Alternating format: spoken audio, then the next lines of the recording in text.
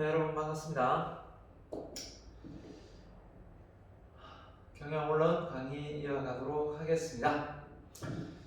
자, 날씨가 제법 쌀쌀해지고 있는 것 같습니다. 이제 환절기가 이제 완전히 지나고 완전히 겨울이 오고 있는 것 같죠? 네, 이때 감기라도 걸리면 더 큰 곤욕을 치를 것 같습니다. 감기 조심하시고 코로나 상황이 또 어떻게 될지 많이 또 확산되고 있는 추세입니다. 물론 울산은 지금 많이 저조하지만 전체적으로 봤을 때 3,000명이 육박하고 있습니다. 자, 일단 기말고사를 어느 정도 많이 완화가 되면 대면으로 시험을 치르려고 했는데요. 지금 이 상태로 만약에 계속 많이 나온다면 제가 그러고 싶어도 그렇게 하면 여러분에게 욕먹겠죠? 아무튼 모든 상황을 다 열어놓겠습니다. 열어놓고요. 1학기 때처럼 또 노트 필기 해서 정리를 하십시오. 정리를 해서 1학기 때처럼 이제 그 이후에 시험 범위 이후에 정리를 해서 나가면 좋을 것 같습니다. 어차피 시험 공부도 해야 되잖아요, 그죠? 노트 필기해서 정리해서 올려주면 또 기말고사 시험 문제를 여러분 또 출제를 할 수 있으니까요. 공부를 안 하면 출제가 안 됩니다. 그 두 가지 과제를 좀 해서 했으면 좋겠고요. 완전히 12월 말 중순쯤에 정말 많이 좋아진다 이러면 모르겠는데 지금 상황을 봐서는 제가 봤을 때는 대면으로 시험을 치는 것보다 이렇게 중간고사 형태로 했던 것처럼 노트 정리해서 올리고 여러분이 또 시험 문제를 출제하는 방향으로 제가 가도록 하겠습니다. 그래서 여러분이 일단 좀 편하게 할 수 있는 방향으로 가겠습니다. 걱정하는 보다는. 자, 그렇게 알고요. 좀 더 노트 정리 또 그 이후에 꼼꼼하게 잘 했으면 좋겠습니다. 오늘 내용은 12장 내용을 가보겠습니다. 자, 이 조직화가 뭡니까? 그 경영 관리에서 계획, 그 다음에 조직, 지휘, 조정, 통제죠. 그 내용에서 조직이 나오는데 계획 다음에 이제 조직이 나오는 건데 앞서 우리가 계획에 대해서 좀 배웠지 않습니까? 배웠고 그 다음에 이제 조직인데 조직 그러면 다 떠오르는 게 이제 구조죠. 인력 배치 구조, 하이라키 조직을 할 건가, 그죠? 아니면 플랫 조직을 할 건가 이런 조직이 먼저 떠오를 거고 조직이 나옴으로 해서 조직 구도가 나옴으로 해서 인력의 배치가 된다면 그 다음에 재원의 활용이죠. 또 예산 다 여기에 포함되게 되어 있습니다. 자, 그래서 조직에 대해서 전반적으로 한번 보는데요. 조직의 기본 개념이 무엇이고 조직화의 기본 요소가 무엇인지 상세히 배워보도록 하겠습니다.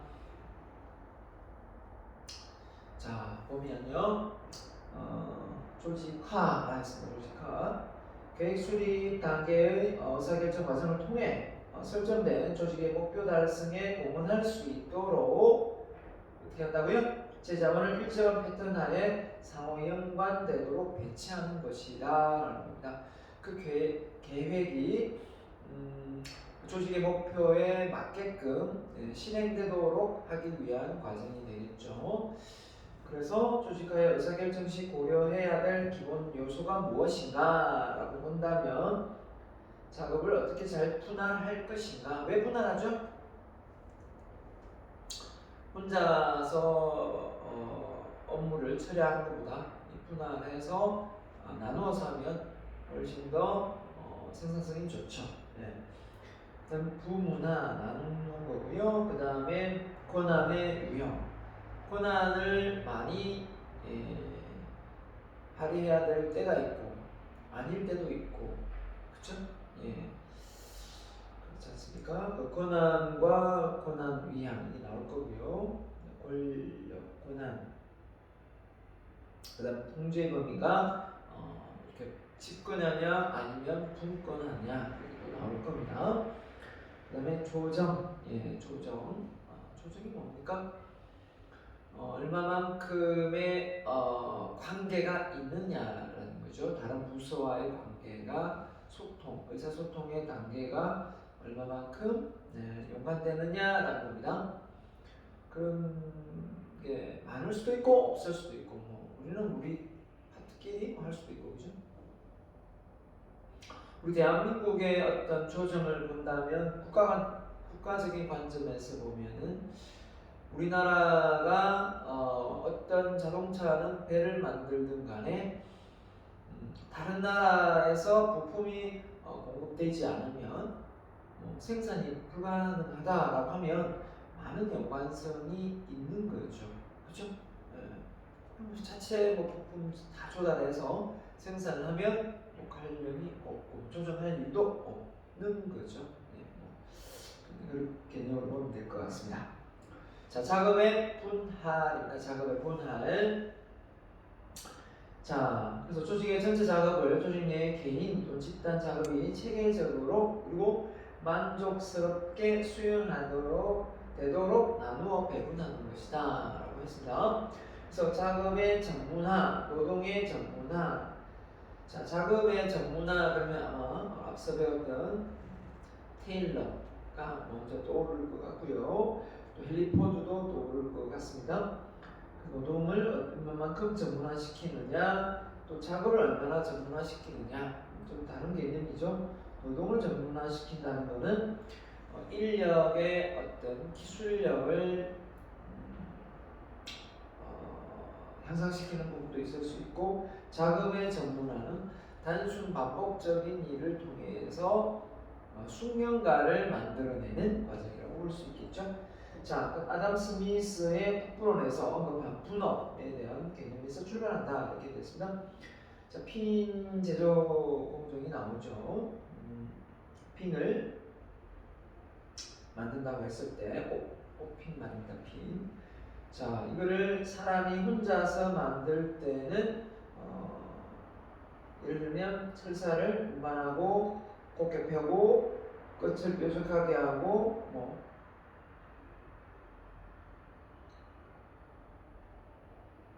이렇게 이제 한다면 예를 들면 개인이 했을 때는 20개, 10명이 이 파트를 나눠가지고 했을 때는 480개를 만들었답니다.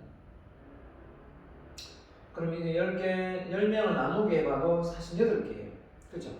그러니까 결국 한 사람이 20개 만드는 걸 혼자서 정말 힘들게 만들었는데 분업화했더니 혼자 배당이 되는 그 효율성이 48개다. 그럼 배잖아요. 배가 없잖아요. 그래서 분업화가 중요한 거고 분업화해야 된다라고 이제 얘기를 하고 있는 겁니다. 자, 작업의 분업. 자, 최초로 미국의 포드 자동차 조립 라인, 그렇죠? 적용되어 대량 생산에 의해서 저원가 달성의 개념을 가져온 데 기여한다. 그래서 헨리 포드의 S 공정, 단순화, 표준화, 전문화 이런 얘기도 있었죠. 그렇다면 작업의 분할을 통해 어떻게 생산성이 향상되는가라고 봤더니 한 사람이 전체 작업에 필요한 모든 전문화된 기술을 갖고 있다 해도 육체적으로 그리고 심리적으로 전체 과업을 수행할 수 없다. 그래서 이제 이 얘기를 하면 이제 이런 게 있죠. 그 부자 아빠 가난한 아빠 책을 봤는지 모르겠습니다만은 로버트 기요사키가 쓴 책 중에 자 우리가 부자가 되기 위해서는 전문화에서 벗어나야 된다. 사업화해야 된다. 뭐 이런 얘기를 하는데 이 전문화 부분에서 사업화하고 뭐가 차이가 있느냐라고 한다면 그 부분을 내가 잘한다는 거는 내가 전문화가 맞는데 중요한 거는 그걸 내가 그 일에 손을 떼는 순간 수익은 나오지 않는 경우죠. 뭐 의사, 변호사, 뭐 법률가 당연되는 부분이죠. 근데 사업가는 어떻습니까? 사업가는 그 일에 자기 몸이 빠져나와도 시스템이 가동되기 때문에 파이프라인이 구축된 상황에서 돈나무가 심겨져 있는 것과 똑같죠. 그래서 시간이 많죠. 네.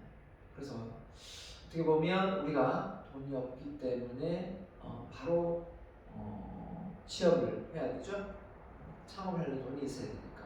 그러면 취업을 해서 전문화 되려고 노력을 할 수도 있고 아니면 사업화 할 수도 있겠죠. 그래서 보통 이제 어떤 부분에 기술력을 요하고 있기 때문에 그 분야의 전문화가 되고 그 전문화를 사업화하고 사업화를 투자가로 이렇게 이제 마인드를 바꾼다라는 거였어요. 자, 이건 덤으로 제가 여러분에게 말씀을 드리는 겁니다. 여러분이 뭐 직장생활 하면서 뭐 주식이나 부동산이나 투자를 하는 부분도 있겠지만 결국은 부자가 되는 어떤 시스템 구조 속에서는 결국은 이 말을 새겨들어야 됩니다. 내가 부자가 아니더라도 어떤 일의 업무의 효율화를 위해서라도 그 일을 내가 다 하려고 해서는 안 된다. 그 일을 독단적으로 다 하려고 하다 보면 효율성은 떨어진다라는 겁니다. 그래서 그걸 분업화해야 되고 또 위임을 해야겠죠. 위임을 하고 또 그거를 또 시스템화 시켜야 된다라는 겁니다. 자, 이런 개념에서 제가 말씀을 드렸고요. 그러나 작업의 분할을 통해 상대적으로 신속하게 학습하고 완료할 수 있는 단순화된 작업을 창출할 수 있다는 점이다.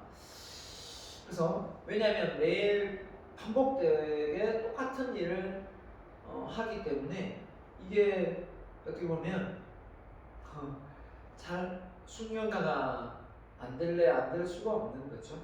그래서 이제 자칫 잘못하면 숙련가인데 자기가 전문가로 착각하는 경우가 많아요. 그 얘가 이제 우리가 우리 말하지만 워드를 잘 친다.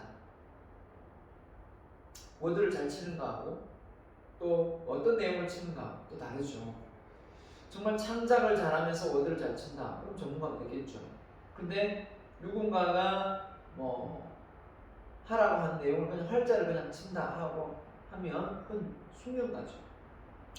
자, 어떻게 보면 택시 운전을 하는 사람을 보고 전문가라는 말을 쓰지 않잖아요. 운전을 참 잘하시기 때문에 반복적으로 하는 운전이라 숙련가는 충분히 될 수 있지만 전문가는 될 수 없겠죠. 이런 것들입니다. 그래서 어떻게 보면 우리나라 교육 시스템이 숙련가를 키우는 건 아니겠죠. 전문가를 키우는데 이 전문가를 넘어서서 사업가를 키우지를 않아요. 네, 이건 제 여담입니다. 전문가까지는 향상을 시키려고 무진자 노력을 많이 해요. 근데 사업가를 만들려고 하는 교육 시스템은 없어요. 그러면 전문가에서 사업가라는 개념은 뭐냐라고 놓고 본다면 우리 경영학에서도 마찬가지지만 경영을 잘하는 부분에서만 가르치지 이 사업을 하는 영역은 사실 잘 안 가르치거든요. 그럼 사업하는 영역을 가르치려면 뭘 해야 되느냐? 기업가 정신을 알죠. 근데 이 기업가 정신이 어디에 있느냐? 교양감으로 빠졌단 말이에요. 교양감으로. 그걸 딱 놓고 보았을 때, 이게 왜 교양감으로 빠져있지? 기업가 정신이 뭐예요? 아무튼 프로그래머식인데 그게 바로 리스크 관리 능력이에요. 리스크 관리. 한마디로 레버리지를 활용할 수 있는 마인드죠. 한마디로 위험을 떠안을 수 있는 그릇을 만드는 거예요. 그럼 그걸 안 가르친단 말이에요. 그래서 여러분이 어떻게 생각하세요? 여러분이 생각에 사업을 하는 사업가의 기질을 타고난다고 생각하세요? 저는 타고난다고 생각하지 않습니다. 모르기 때문에 그 리스크를 안을 마인드가 없다고 생각합니다. 알면은 아는 만큼 그 리스크 위험을 안을 마인드가 생기는데 그걸 모르니까 그 리스크를 안을 마인드를 못 가지는 거죠. 그렇죠? 그런 거랑 똑같습니다. 왜 우리나라는 주식보다 부동산에 더 많이 뛰어들었겠습니까? 왜냐면 리스크가 덜하니까. 주식보다. 주식에서만 망했다 뭐 이런 사람 많이 들었죠. 부동산에서 망했다는 말도 있지만 좀 덜하거든요. 그래서 우리가 이런 뮤추얼 펀드라든지 이런 달러 투자라든지 그죠? 다양한 투자 방법이 있는데 이런 기업가 정신을 배우지 못했다 보니까 결국은 마음의 크기가 밴댕이 소갈딱지처럼 작은 거죠. 제가 느끼는 감정 거예요. 제가 느끼는 공감도. 이런 거는 경영학 책에서 안 나오는데 제가 말해주고 싶은 거예요. 왜 말해주고 싶으냐? 제가 뒤늦게 깨달았거든요. 저도 뒤늦게 깨닫고 보니까 이런 내용을 학교에서 가르쳐야 되겠다 라는 생각을 했기 때문에 제가 시도를 하는 거예요. 또 이렇게 말하는 학생이 있을 수 있습니다. 그 책에 안 나오는 내용 얘기하지 마시고 그냥 책의 내용에 충실하세요 라고 말하는 학생이 있을 수는 있겠지만 나중에 세월이 지나고 그때 내가 지금 하는 이 말이 얼마나 여러분한테 와닿을지 아니면 지금 또 여기에 사업을 하고 계신 분이 있을 것으로 생각합니다.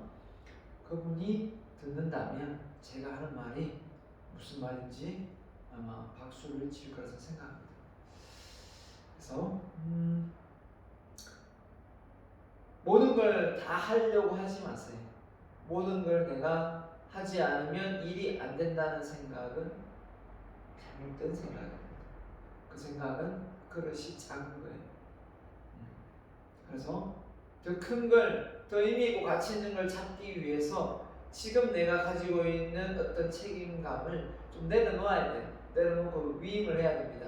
그렇지 않으면 앞을 향해 나아갈 수가 없다는 사실. 이거 하나만큼은 정답입니다. 자, 아무튼 이런 결과 여러 가지 징후가 발생하여 각 개인의 재능과 관심에 조화되는 직무를 할당할 수 있다. 그래서 결국은 그 사람이 어떤 직무에 적성이 맞는지 그에 맞게 그 업무를 잘 분담하면 되겠죠. 자, 그 얘기를 하고 있습니다. 부문화인데 부문화. 직무를 어떤 논리적 분류 기준에 따라 집단화하는 것이다. 왜 분문화할까요? 너무 복잡하게 일이 얽혀저리 얽혀 있으면 일이 책임질 사람도 불분명하고 일이 원활하게 진행이 잘 안 되죠. 네. 그래서 조직 규모가 커지게 되면 한 사람의 경영자가 모든 조직 구성을 감독하기가 어렵게 된다. 그렇죠? 그래서 이걸 쪼개는 겁니다. 따라서 특정 경영자에게 조직 구성원을 할당하여 조직의 활동의 조정, 통제, 조정 통제를 용이하게 할 필요가 있을 때 이걸 부분하라. 그렇죠? 무슨 부 이렇게 나뉘는 거죠. 부문을 합니다. 그래서 자 무슨 사업부로 나뉘는 그런 회사, 큰 회사에는 있습니다. 그죠? 조직 또는 조직 전체의 작업이 부분별로 나누어져 있는가를 그림으로 나타낸 것이다. 그래서 뒤에 나올 거고요. 그림이 조직 전체의 직무를 집단화하기 위한 분류 기준이 뭐냐, 그리고 어떤 식으로 분문화하느냐라고 봤을 때 지식과 기술별 분문화. 우리가 대학교 보면 경영대, 인문대, 공과대, 자연대 이렇게 나와 있잖아요. 수행하는 구성원의 전문화된 지식과 기술을 따라 직무를 집단화한 것이다. 자, 그 다음에요. 작업 과정과 직능별 작업 과정, 그죠? 수행해야 할 직무와 과정 또는 활동에 집단화시켜서 더 일이 원활하게 잘 되도록 묶어놓은 거죠. 기업의 생산 부분, 마케팅, 연구개발, 인사, 재무 이렇게 각 파트별로 묶어놓으면 그쪽 파트에서 어떤 업무를 진행하고 있고 어떤 내용으로 책임이 지어지는지, 그래서 R&D 연구개발 부분에 얼마가 지금 투입되고 있는지 이런 것도 정확하게 알 수가 있는 겁니다. 이게 만약에 부분화되어 있지 않으면 어느 부서가 어떻게 무엇을 개발하는지를 알 수가 없는 거죠. 그래서 이렇게 파트별로 해야 부분화시켜서 나눠 놓으면 또 더 업무의 전문성이 요구되겠죠. 자, 조직 전체 직물 분화, 시간별 분화. 자, 앞서 무슨 부분화죠? 작업 과정, 직능별, 지식, 기술인데 이번에는 시간별로 분화시키는 게 뭐가 있습니까? 병원에서 물론 회사에서 주야간 것도 있고요. 주간, 저녁 근무자, 밤중 근무자 이렇게 나누는데 제품별로 많이 분분하죠. 사업부별로 현대자동차가 그죠? 아반떼, 또 소나타 이렇게 나올 수도 있고 그죠? 제품별로 제네시스 분류할 수 있잖아요.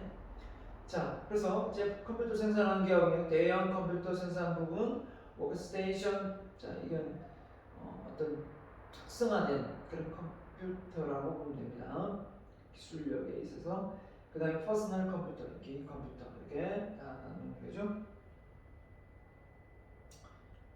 자, 그 다음에 조직 전체 직무를 집단화시킨 분류, 고객별 부분화 맞죠? 고객별로. 자, 고객이 어떤 고객이 있습니까? 보세요.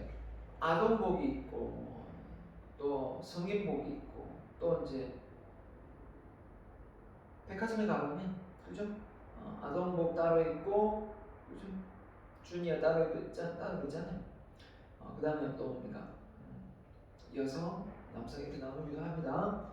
자, 그래서 고객별로 의류 매장에 가면 다양한 성인용품이 성인용 의류가 남성, 여성도 있고요. 또 연령대별로 또 나눠져 있습니다. 그 다음에 지역별로 분화되죠. 지역별로 국내 시장, 해외 시장 이렇게 미주, 아시아, 중동 이렇게 나눠져 분화시켜서 사업부가 나눠져 있을 수 있습니다. 그 다음에 세 번째는 권한의 유형입니다. 권한. 자, 여러분은 어떤 업무에 어떤 직책을 갖으면 권한이 있죠, 그죠? 자, 경자는 권한. 소개했는데 권력을 통해 조직 구성원의 조직 구조 내에서 활동하도록 하는 규칙을 설정하고 이를 구성원에게 적용한다. 그래서 왜 권한을 주는가? 그죠? 왜 권한을 줄까요? 그 조직을 잘 이끌어가기 위한 거죠. 최종적으로 합을 언박해가지고 의견이 분분할 때 그때 좀 더 권한이 있고 그죠? 권력이 있는 사람에 의해서 그 의사결정이 마지막에 최종 결정이 나죠. 그런 게 없다면 배가 산으로 가겠죠. 조직화에서는 권한이 조직의 개인 수준에서 어떻게 분배되는가를 의미하는 권한 위한가. 조직 수준에서는 어떻게 분배되어야 하는 분권화의 개념을 고려해야 된다. 나누는 거하고 어떤 권한을 위양하는 거하고 그죠? 자, 권력. 자, 어떤 권력은 다른 사람에게 영향력을 행사하는 능력이다. 그래서 권력이 있느냐 없느냐. 직책이 좀 높아야 되겠죠. 직책이 낮으면 권력이 약하니까 직접적으로 또는 간접적으로 다른 사람에게 태도를 변화시킬 수 있는 것이다. 이게 이제 어떤 부분에서 이제 영향력이가 리더십이 되겠네요. 근데 그 직책이 갖는 리더십인 거죠. 그죠? 뭐 어떤 뭐 신뢰를 쌓고 이런 것이 더 중요하겠죠. 그냥 뭐 그 위치가 과장이고 부장이니까 뭐 무조건 따르는 경우도 있겠지만 뭔가 신뢰할 수 있고 권력을 가지고 있다는 것은 다른 사람의 행동의 태도를 변화시킬 수 있다는 것을 의미한다. 왜냐하면 그게 그런 직책을 맡게끔 권력과 권한을 줬기 때문에. 자, 권력의 발생은 전해가지고 보상적 권력. 자, 리워드 파워인데요. 자, 피영양자가 명령을 수행하거나 요구하는 성과가 발생했을 때 영향 행사한 사람이 피영양자에게 보상할 수 있는 능력을 갖고 있는 경우를 말한다. 보상적 권력이다. 자, 파위자에게 가업을 할당하는 상위자의 권한력이다. 그래서 보상적, 이 상사가 나한테 이런 보상을 많이 주니까 내가 좀 더 잘해야 되겠다라는 생각을 하고 또 말을 잘 듣게 되겠죠. 예, 의견이 상충되더라도 그에 맞춰서 따라가려고 하겠죠. 맞죠? 자, 권한의 유형에서 보면 강제적 권력. 자, 피영양자가 요구하는 성과를 발생하지 못하는 경우 피영양자를 처벌할 수 있는 영향행사자의 능력과 관련된 권력으로 보상적 권력에 반대게 됩니다. 강제적 권력, 징계나 해고. 자, 징계를 주거나 해고를 시킬 때 이런 권력을 가지고 있는 사람한테 우리는 좀 더 영향력이 많겠죠. 그렇기 때문에 이 사람이 하는 말을 또 더 잘 듣게 됩니다. 그래서 내가 보상을 줄 수 있는 권한인지 징계를 할 수 있는 권한인지 뭐 둘 다 가지고 있는 경우도 있겠지만 그 사람의 스타일에 따라 보상적인 권력을 가지고 있는 사람도 있고 이건 징계나 이런 걸 강제적 권력을 가지고 있는 사람이 있어요. 예를 들면 뭐 상가 회의를 하는데 회의 참석 안 하는 사람들에게 안 하면 미참석 벌금을 매겨라. 그러면 권력적 강제적 권력을 가지고 그냥 하는 거고요. 회장 마음대로. 근데 모임에서 아니다. 참석자에게 보너스로 뭐 다른 걸 덤으로 뭘 줘라 라고 한다면 이제 보상적 권력으로 가는 거죠. 자, 합법적 권한. 자, 보시다시피 영향행사가 일정한 범위 내에서 권력을 행사할 수 있는 자격이 부여되어 있다고 파이자나 피영향자가 인정할 때 이거는 이제 공식적 권한이죠. 서로가 말하지 않아도 알아요. 여기서 그 위치면 저 정도의 영향력이 있다라는 거죠. 그래서 우리나라의 서가장권 합법적 권력이 센 사람이 대통령이지 않습니까? 그 다음 뭐 장관하고 국회의원하고 권력이 누가 센 것 같습니까? 설마 장관이 세다고 말하는 사람 잘 없죠? 보통 국회의원이 셉니다. 왜 국회의원이 센가 생각해보면 국회의원은 국민들 뽑았거든요. 장관 누가 뽑았습니까? 대통령이 자기 임의대로 뽑았거든요. 그렇기 때문에 대통령의 임명을 통해서 장관이 되는 거하고 국민의 지지를 받아서 국회의원이 되는 거하고 그 합법적인 권력이 같을 수는 없겠죠. 그러다 보니까 청문회를 장관을 뽑을 때 청문회는 누가 합니까? 바로 국회의원이 합니다. 네, 그래서 그런 걸 놓고 볼 때 장관이 국회의원보다 높은 것 같은데 직책은 이런 생각도 들었는데 영향력인 점에서 보면 국민의 지지를 받았느냐 안 받았느냐 그 차이가 큰 것 같죠? 모르겠습니다. 북한 김정은 같으면 자기가 뽑은 밑에 참모진이 그죠? 그거는 더 세게 할 수 있겠네요. 국민의 지지를 받았을 때 사람이 아무도 없기 때문에 자기 마음에 들면 그죠? 하기 때문에 공산주의는 예외입니다. 공산주의 사상은 예외고 또 뭐 어떤 이런 얘기 해도 되는지 모르겠어요. 종교 단체는 이 합법적인 권력이 없을 것 같습니까? 있을 것 같습니까? 놀랍게도 있습니다. 선임사에도 권력 권한 관계가 합법적으로 있습니다. 그러다 보니까 예를 들면 그 주지스님의 지시를 많이 받는 밑에 있는 스님이 훨씬 더 권한이 세죠. 예, 그럴 수 있습니다. 그 다음에 그 교회 목사님 역시 마찬가지입니다. 예. 자, 그런 걸 놓고 보면 어느 조직이든 합법적인 권한이 없는 데가 없다. 권력이. 이런 걸 놓고 보면 참 뭐 평화, 사랑, 뭐 희생 뭐 이런 얘기를 하면서도 배려 이런 걸 하면서도 이 종교 단체가 스스로 안고 있는 문제를 해결하지 못한다. 결국은 뭐 신자들에게 뭐 자비를 베풀어라, 뭐 사랑을 베풀어라, 뭐 이렇게 이야기하면서 그 세계 안에서는 이 권력과 권한을 서로 뺏기지 않으려고 권력 다툼을 하고 있으니, 자 이게 동전의 양면도 아니고 그런 걸 놓고 보면 좀 씁쓸하더라고요. 자 그래서 이걸 뭐 사람이 가지고 있는 뭐 본능이라고 해야 될까요? 본능적인 어떤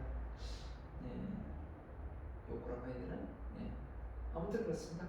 해석 공식 권한이 있는 거고요. 자 그래서 네 번째 전문적 권력입니다. 여러분도 전문적 권력을 가지려면 뭐 해야 됩니까? 똑똑해야 되겠죠. 가방끈이 길어야 되겠죠. 우리나라로 치면 말 그대로 많이 배워야 됩니다. 그래서 아는 게 많으면은 무시하지 않죠. 아는 게 많으면 무시하지 않습니다. 이 전문적 권력이거든요.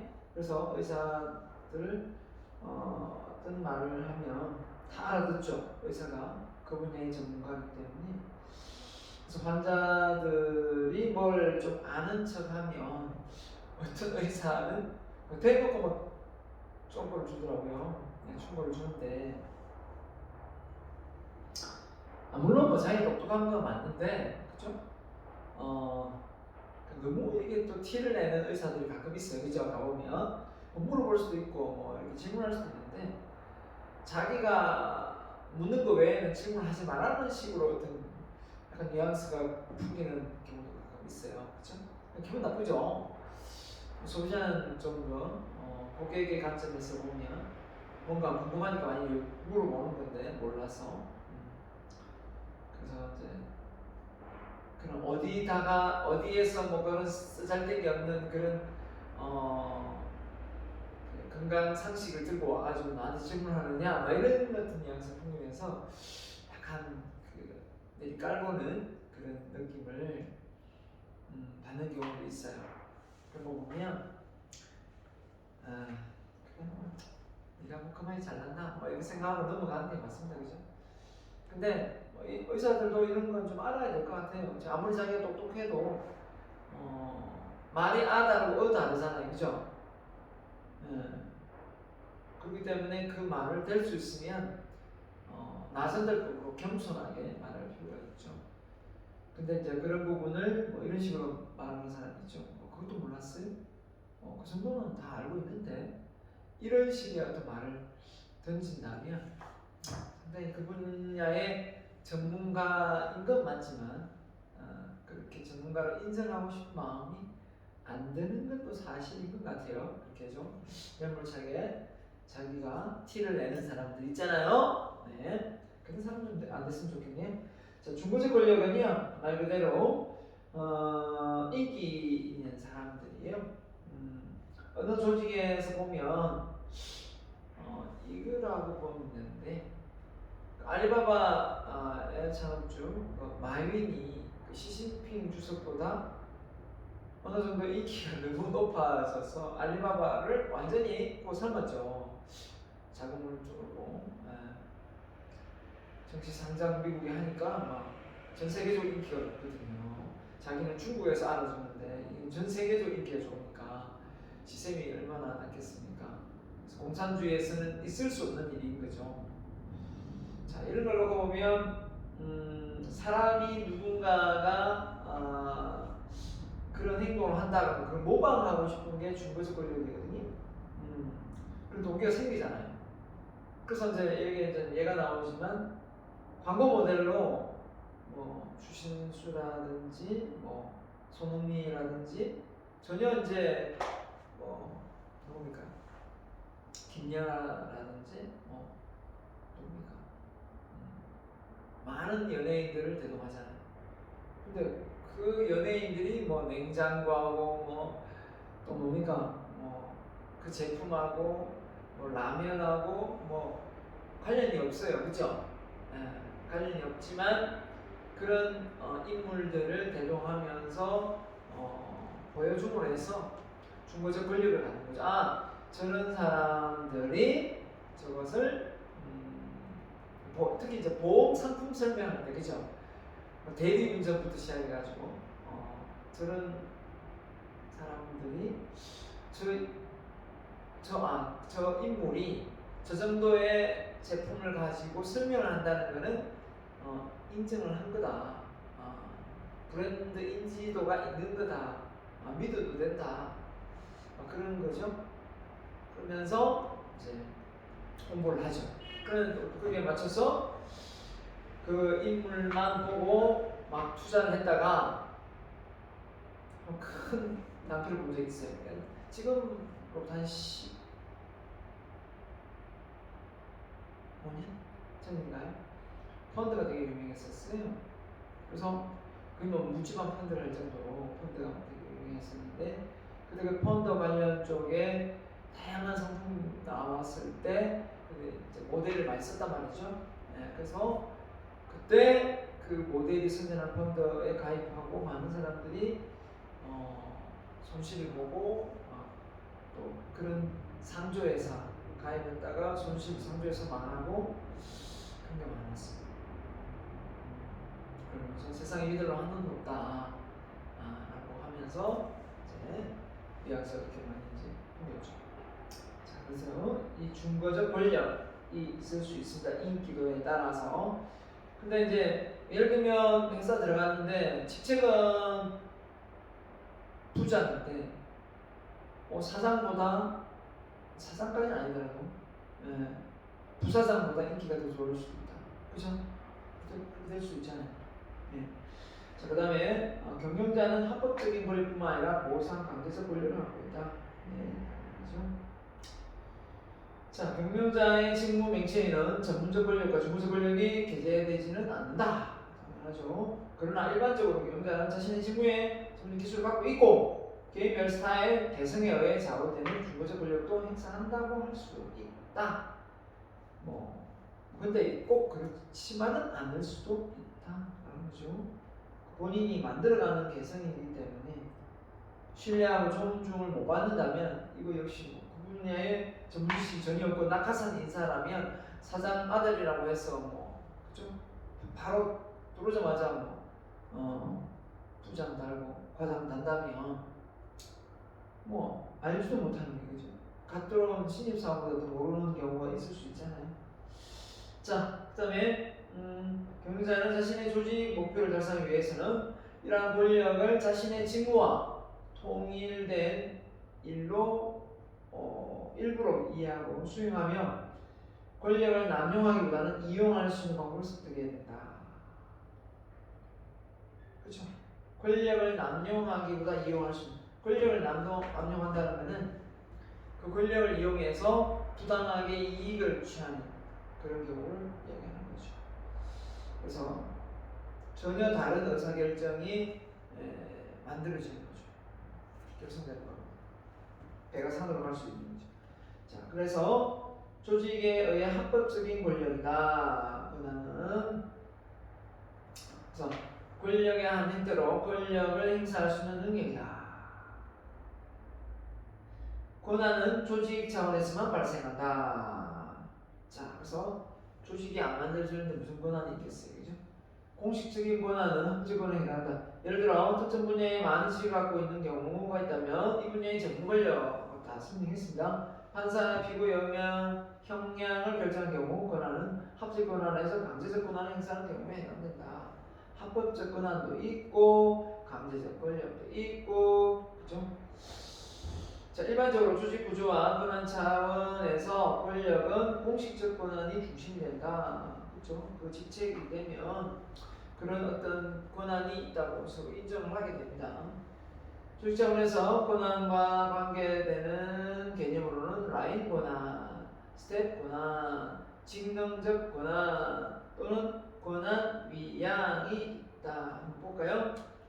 자, 권한 중에 라인 권한, 바로 라인은 잘 타야 된다 이런 말이죠. 조직에서 라인 권한 있는 경영자란 조직의 목표 달성에 직접적으로 책임을 지는 경영자, 직접 책임을 지는 경영자, 라인에 이렇게 딱딱 소속되어 있는 경영자를 의미합니다. 일반적으로 라인 권한은 이사에서부터 조직의 기본적인 활동에 수행되는 조직 계층 수준까지 하향적인 흐름을 갖고 있는 표준적 명령부터로 표현된다. 그래서 딱 최고 경영자부터 과장, 부장, 과장 이렇게 대리 이렇게 내려오지 않습니까? 라인 권한은 1차적으로 합법적 권력을 기반으로 한다. 라인 활동은 조직의 목표 관점에서 구성되기 때문에 라인 활동으로 분류된 활동은 조직마다 다르다. 그렇죠? 예를 들어 제조업 기업의 경영자는 라인 생산, 판매 활동을 한정할 수 있으며 구매 활동이 중심으로 중요한 요소로 작용하는 백화점의 경우 구매 부스, 판매 부스의 라인 활동으로 규정하고 있다. 이게 무슨 말일까요? 한마디로 제조업 같은 경우는 생산, 판매 쪽이 더 반영될 수 있고 생산 쪽이 라인의 힘이 더 권한이 더 강하고 백화점에 가는 구매 부서, 그죠? 판매 부분이 훨씬 더 라인이 더 힘이 세다라는 겁니다. 그래서 그만큼 라인이 있다는 거죠. 라인 권한이. 자, 스텝은 말 그대로 라인 권한은 보조해주는 역할을 합니다. 경제 서비스 조언을 제공하는 조직의 개인 집단이 갖고 있는 권한을 말한다. 스텝이라는 개념에서 라인은 분류되지는 않는 조직의 모든 구성 요소가 포함된다. 스텝은 경제의 다양한 형태의 도움과 조언을 제공하는 말 그대로 스텝입니다. 스텝 권한은 1차적으로 전문적 권력을 기반으로 많은 기술에 도움을 주죠. 그죠? 전문적 권력을 기반으로 한다. 스텝 스텝은 경제의 조사, 분석, 대안의 개발 등을 통해 계획 수립에 관한 조언을 할 수 있다. 이외에도 전략의 실행, 통제, 법률적, 재물적 문제, 자료 처리 시스템 설계, 운영에 있어서도 도움을 줄 수 있다. 일반적으로 조직 규모가 확대되면 라인 활동을 보충하기 위해 스텝 역할이 필요하게 된다. 조직이 적은 규모의 경우는 그냥 본인 라인 경영자 선에서 그냥 처리해버리고 말죠. 근데 계속 이렇게 커지면 규모가 헷갈리죠. 이제 어느 게 맞는가. 그럴 때는 이렇게 스텝 권한이 옆에서 보조를 해주면 훨씬 더 쉽게 잘 할 수 있는 겁니다. 자, 그래서 라인과 스텝의 권한 지위를 보면 사장님이 있고요. 그 사장님 밑에 라인이 보세요. 라인이 우선 부사장, 전방경영, 사업부, 부사장 및 전방경영자, 사업부 B, 사업부 C, 사업부 이게 바로 라인이에요. 그 다음에 이제 스태프니까 자, 사장 옆에 보좌진, 사장 보좌 스태프 있고 부사장 생산부서에 보좌도 있고 또 부사장 전방경영자에 또 보좌가 또 있습니다. 보좌는 전부 다 스태프입니다. 스태프. 자, 그 다음에 전문 스태프는 뭐냐? 전문이니까 각 전문 기능별로 해놨네요. 기능별로 전문, 재무, 총무, 생산, 인사 이렇게 전문 스태프 해놨습니다. 이렇게. 자, 직능적 권한은 뭐냐? 라인 경영자에게 서비스 조언을 제공하는 스텝 구성원의 역할에는 스텝의 독립성과 공식적인 권한이 없다. 특정 스텝의 책임과 관계된 것으로 다른 부분의 활동을 통제할 수 있는 권리를 직능적 권한이라고 한다. 예를 들어 감사 직능에 책임 있는 스태프분을 들 수 있다. 그 예를 들면 뒤에 나오겠습니다. 보여드릴게요. 자, 앞서 만든 게 이제 재무 부사장 부사장 생산이잖아요. 그 점선 보시면 재무 담당자 경영자하고 이 직능 같은 직능이니까 재무니까 당연히 직능적 권한이 연결되어 있는 거죠. 그렇죠? 생산 쪽이니까 부사장이 생산이에요. 그러니까 생산하고 생산 담당 직능적으로 직능적 권한이 더 있는 겁니다. 그 위에 라인이 어떻게 형성되어 있느냐에 따라 그 밑에 있는 같은 직능은 더 힘이 세질 수밖에 없는 거죠. 권한이 더 있을 수밖에 없는 겁니다. 그래서 각 회사마다 다 재무, 마케팅, 인사, R&D 분야, 그죠? 이런 부서가 있지만 어느 파트가 직능별로 힘이 더 권한이 더 있느냐, 그거는 그 회사에 근무하는 직원들은 다 알아요. 그게 마케팅 처신하죠. 네. 자, 갑니다. 권한 위양입니다. 자, 권한 위양. 경영자가 자신의 전체적인 작업 중 일부를 수행할 수 있는 권한, 책임을 다른 사람에게 할당한다. 데피니션 했는데 어떻게 보면 하기 싫어서 막 억지로 막 주는 그런 개념하고 어떻게 보면 업무의 효율을 위해서 권한을 위양하는 거하고 이 차이가 있는데요. 그게 이제 애매하죠. 무조건 자기가 일을 안 하려고 다 맡기는 경우가 있고 정말 이거는 내가 맡기고 더 가치 있는 의미 있는 일을 하기 위해서 권한을 위양하는 경우가 있겠죠. 그래서 권한을 위양하고 본인은 아무것도 안 하고 가만히 놀고 있다면 밑에 있는 직원으로서는 정말 일할 만 안 나죠. 자기가 해야 될 일 나한테 다 위임하고 다 맡기고 자기는 탱자탱자 놀고 있고 맨날 휴대폰으로 게임이나 하고 있고 아니면 주식이나 보고 있고 이렇게 된다면 그건 완전히 자기 권한과 권력으로 독재를 하는 거죠. 그런 상사가 없을 것 같죠. 많습니다. 그래서 이런 경우에 참 이제 조직이 참 잘못되어 있다 이렇게 볼 수 있는데, 자, 권한 위양은 상위자와 한 명 이상의 하위자 간의 권한 유형을 설정하는 것을 포함한다. 권한을 위양하는 1차적인 이유는 경영자 혼자서 조직의 모든 활동을 처리하거나 감독할 수 없기 때문이다. 달라. 더 이제 일을 더 도움을 받는 거죠. 하위자는 조직 전체의 작업 중 일부를 수행함으로써 경제의 부담을 경감시켜주는 역할을 하는 겁니다. 권한을 위양받아가지고요. 하위자가 상위자보다 특정 문제를 해결하는 데 있어서 전문 지식이 많이 갖고 있을 수 있다. 그 분야에 오히려 하위자가 그죠? 상위자보다 훨씬 더 전문 지식이 있을 수 있으니까 도움을 받는 게 훨씬 나을 수도 있다. 이때 상위자 혼자서 문제를 해결하는 것보다 하위자가 해결하게 함으로써 조직의 능률을 향상시킬 수 있다. 또한 권한 위양은 미래의 승진을 위한 하위자 개발에 도움이 될 수도 있다. 하위자로 하여금 의사결정 문제 해결 과정에 참여시킴으로써 조직의 전반적인 운영 상태를 배우도록 하고 자신의 관리 기술을 습득하게 할 수도 있다는 겁니다.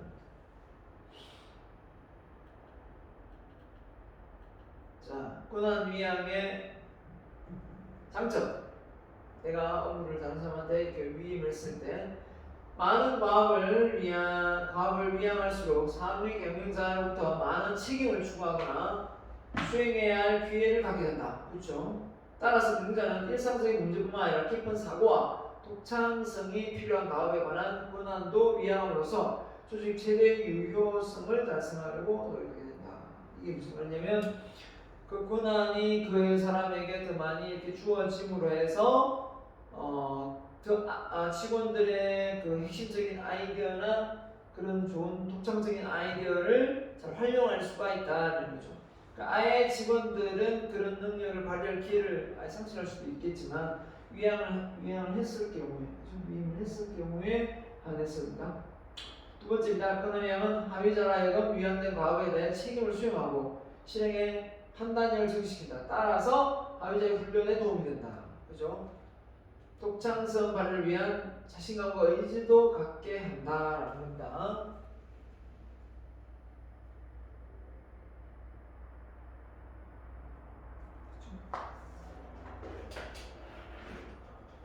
자, 노래한다. 그 다음에 세 번째입니다. 하위자는 조직의 활동이 이루어지는 현상에서 사실을 가장 정확히 파악할 수 있기 때문에 권한 위양이 이루어지면 조직의 파악적 의사결정, 그러니까 하위자가 더 잘 알고 있는 경우도 많잖아요. 그걸 다 일일이 보고해서 윗선까지 올라가면 더 늦어지는 거예요. 그렇기 때문에 그 사고 현장, 예를 들면 이제 사고 현장에 일어나는 그 상황을 빨리빨리 판단하고 이렇게 결정을 내려야 되는데 그걸 보고하고 내리고 보고하고 또 내리고 보고하고 내리고 전달받다 보면 결국은 그 사고 처리가 업무가 상당히 늦어지겠죠. 그런데 밑에 하위자에게 그 직접 사고 담당자에게 권한을 위임하면 위에 나중에 최종적으로 보고만 하면 되지, 그죠? 그걸 일일이 보고할 필요는 없는 거죠. 그걸 다 해야 되면 이제 사고 처리 한 건 가지고도 몇 달을 통화해야 될걸요? 한 일주일 사이에 끝나야 되는데, 그죠?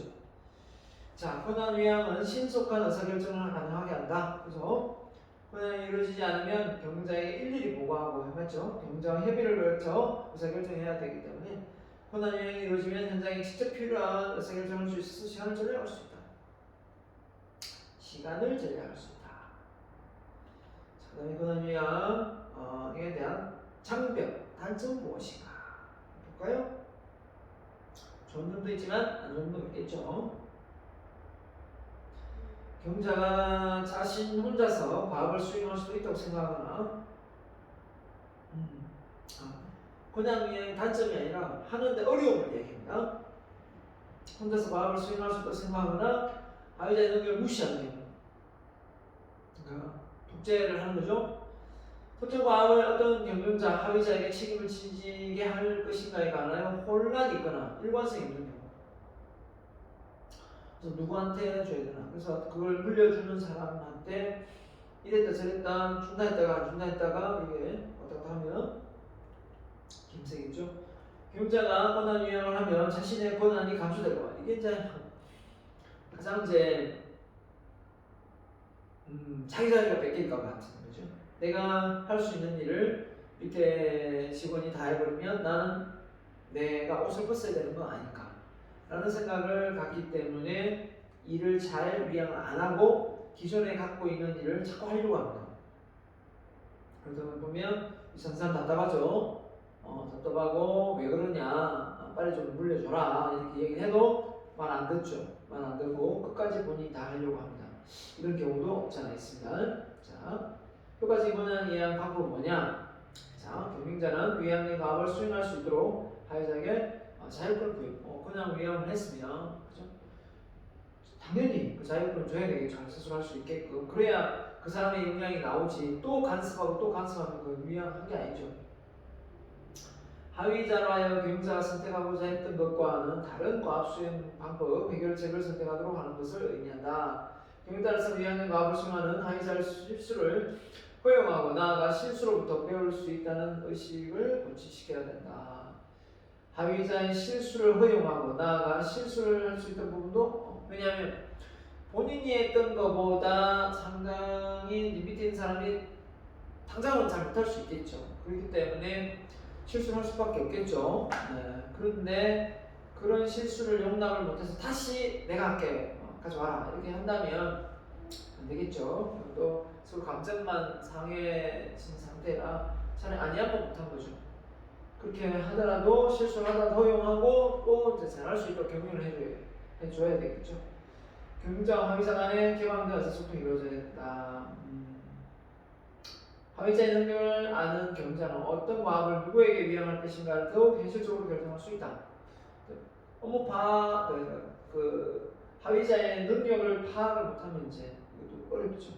반대로 자신의 능력을 이용할 수 있도록 공부되고 자신의 경력에 적극적으로 지원할 것이라는 것을 아는 하위자는 책임을 수행할 수 있는 가능성이 높다. 그렇죠. 서로가 잘 소통해서 어느 걸 위안받고 어느 걸 보조해야 되는지 알 수 있는.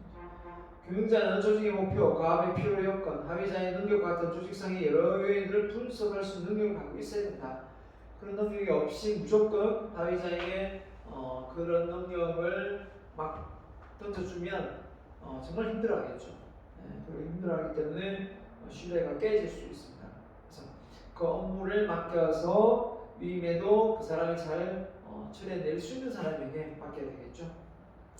자, 그래서 무턱대고 막 그냥 당신이 이제 직책이 이 정도 됐으니까 무조건 이걸 해라 이게 아니라 그 사람의 능력에 맞게끔 위임을 해야 되는 건 사실인 것 같습니다. 그걸 위에서 알고 있어야 되겠죠. 권양 위임에 필요하거나 다음과 같은 과업의 영향에 구체적인 내용을 보내야 된다. 뭘가 있을까요? 자, 어떤 과업을 위임할 것인가 결정하고 그 다음에 누구에게 위임할 것인가 그렇죠? 결정해야 되겠죠. 그 다음에 위임된 과업을 수행할 수 있도록 충분한 자원을 제공해야 되겠죠. 그 다음에 위임된 과업에 관한 모든 정보를 충분히 제공한다. 그렇죠? 그 다음에 장애 요인을 극복할 수 있는 준비를 한다. 그 다음에 피드백 시스템을 정상화해서 또 잘못된 부분이 있으면 또 다시 수정해야 되겠죠. 그래서 누구한테 어떻게 충분한 정보를 충분해주고 장애 요인을 극복할 수 있는 준비도 주고 해야 된다. 자, 그 다음에 권한의 유형. 네 번째 분권화입니다. 분권화. 자, 분권화는 잠시 쉬었다가 이어서 진행하도록 하겠습니다.